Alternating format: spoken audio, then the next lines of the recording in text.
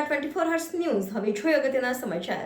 વડોદરા શહેર કોંગ્રેસ સમિતિ દ્વારા આજરોજ ગાંધીનગર ગૃહ ખાતે દુર્વ્યવહાર અને અમાનુષી વલણની સામે સત્યાગ્રહ ધરણા કરવાનો કાર્યક્રમ રાખવામાં આવ્યો। આજરોજ વડોદરા શહેર કોંગ્રેસ સમિતિ દ્વારા આજે પ્રમુખ ઋત્વિજ જોશીની આગેવાની હેઠળ આજરોજ મહિલા સશક્તિકરણની વાતો કરતી ગુજરાત ભાજપ સરકારના હિસાબે મહિલાઓ સાથે દુર્વ્યવહાર અને અમાનુષી વલણની સામે આજરોજ સત્યાગ્રહ ધરણા કરવામાં આવવાની હતી, પણ રાવપુરા પોલીસ સ્ટેશનના ઘટના સ્થળ પર પહોંચીને 10થી વધુ કાર્યકર્તાઓની અટકાયત કરી હતી, સાથે મહિલાઓ કાર્યકર્તાની પણ અટકાયત કરી હતી।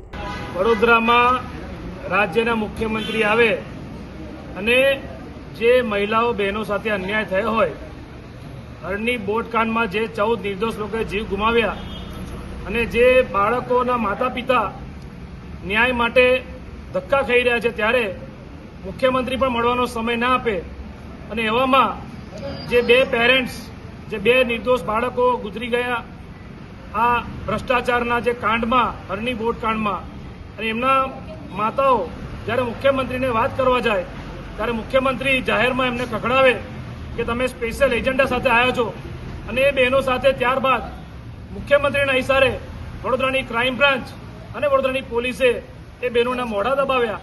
એ બહેનોને તેથી ગુનેગારોની જેમ લઈ ગયા, ક્રાઇમ બ્રાન્ચમાં 3-3 કલાક ગોંધી રાખ્યા। અને અગાઉ પણ આ વડોદરા શહેરમાં સમા વિસ્તારની માતાઓ બહેનો જ્યારે એમના ઘરમાં 2 ટાઈમ પીવાનું ચોખ્ખું પાણી ના આવે ત્યારે વોર્ડ ઓફિસમાં રજૂઆત કરવા જાય ત્યારે પણ ત્યાંની પોલીસે જેવી રીતે મહિલાઓ સાથે દુર્વ્યવહાર કર્યો હતો, એ તમામ મુદ્દાઓને લઈને વડોદરા શહેર કોંગ્રેસ દ્વારા આજે ગાંધીનગર ગૃહ પર સત્યાગ્રહ ધરણાનો કાર્યક્રમ હતો। સત્યાગ્રહ એટલા માટે કારણ કે જે મહાત્મા ગાંધીનો દેશ, મહાત્મા ગાંધીનું ગુજરાત જે કહેવાય, અને ગાંધી વિચારનું પણ અપમાન થતું હોય, અને ભારતીય જનતા પાર્ટીના નેતાઓ સત્તાના નશામાં એટલા અભિમાનમાં આવી ગયા કે જે પ્રજાએ એમને ચૂંટાઈને મોકલ્યા એ પ્રજાઓને પણ ભૂલી ગયા। એક બાજુ ભાજપ વાતો કરે કે બેટી બચાવો અને મહિલા સશક્તિકરણની વાતો કરે, અને એ હરની બોટકાંડની જે બે બહેનો હતી, બે દીકરીઓ હતી, એમની સાથે જે દુર્વ્યવહાર કર્યો છે, કોઈ ગુનેગાર સાથે પણ આવો દુર્વ્યવહાર ના કરે। સમા વિસ્તારમાં પણ બહેનોને જે ઢસેડી ખેંચીને લઈ ગયા, તો ભારતીય જનતા પાર્ટીના નેતાઓ પોલીસના આગળ કરીને પ્રજાનો અવાજ દબાવે, કોંગ્રેસનો અવાજ દબાવે।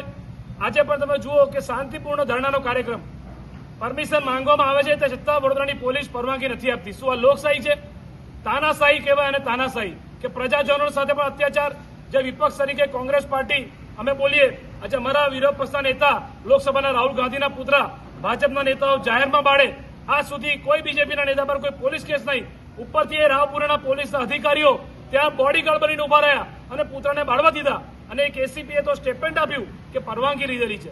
પુત્ર બાળવાની પરવાનગીને અમને શાંતિપૂર્ણ ધરણા કરવાનો પણ અધિકાર નથી। આટલી બધી દાદાગીરી, આટલી તાનાશાહી, આના વિરોધમાં જે ધરણા અમારે ગાંધીનગર કરવાના હતા એ ધરણા પોલીસ અમને નથી કરવા દીધા, માટે અહીં આટલા બધા પોલીસ સ્ટેશન કોંગ્રેસ પરિવારના અમે આગેવાનો એ ધરણા પર બેઠા છે। 12 બાળકો અને 2 મહિલાઓ 14 જણનું જ્યારે કોર્પોરેશનના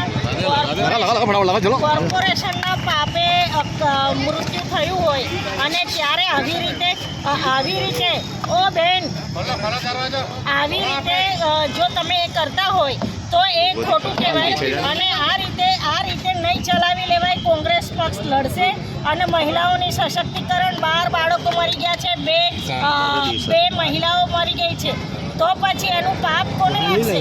અને તમે એ માઓને બોલવા નથી દેતા, એ માઓનું મોઢું દબાઈ દે છે।